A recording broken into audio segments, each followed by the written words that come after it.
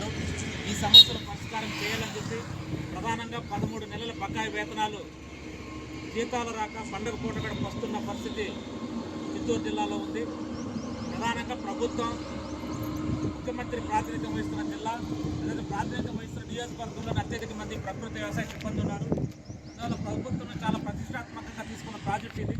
ఈ ప్రాజెక్టు క్షేత్రస్థాయిలో పనిచేస్తున్న ఈ ప్రకృతి వ్యవసాయ సిబ్బంది సమస్యలు పరిష్కారం చేయాలని చెప్పి ఈరోజు కలెక్టరేట్ దగ్గర నిరసన కార్యక్రమం చేపడుతున్నాం. అందువల్ల ఇక్కడ ఉన్న అధికారులు కానీ అదేవిధంగా ప్రభుత్వం వెంటనే స్పందించి వీళ్ళకి బకాయి వేతనాలు 13 నెలల బకాయి వేతనాలు వెంటనే ఇవ్వాలని చెప్పి అదే ఉద్యోగ భద్రత కల్పించాలని చెప్పి కార్మిక చట్ట ప్రకారం అన్ని రకాల వీళ్ళని కార్మికులుగా గుర్తించి కార్మిక చట్టాలు అమలు చేయాలని చెప్పి ఈరోజు డిమాండ్ చేస్తున్నాం. ఈ సమస్యల మీద దశల వారీగా పోరాట కార్యక్రమాలు చేపడుతున్నాం.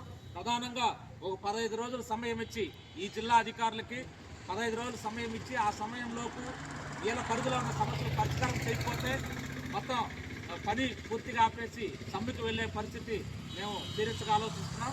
ఇవాళ ప్రభుత్వం ఇక్కడున్న డిపిఎం జిల్లా ప్రాజెక్టు అధికారి కానీ లేకపోతే సంబంధిత అధికారులు ప్రభుత్వం దృష్టికి తీసుకెళ్లి వెంటనే బకాయి వేతనాలు కానీ ఇతర సమస్యల పరిష్కారం దృష్టిగా ఆలోచించాలని చెప్పి మేము ఈరోజు సిఐటిగా ప్రకృతి వ్యవసాయ ఉద్యోగుల యూనియన్గా మొత్తం ఈ ప్రభుత్వానికి కానీ అధికారులకు కానీ తెలియజేస్తున్నాం. విశాఖ కలెక్టర్ సిఆర్ఓ గారికి మోహన్ కుమార్ గారికి విన్నవించాం. మోహన్ కుమార్ గారు చాలా సానుకూలంగా స్పందించారు. ఈ సమస్యలను మేము ప్రభుత్వం దృష్టికి తీసుకెళ్లి సమస్యలు పరిష్కారం చేసే దిశగా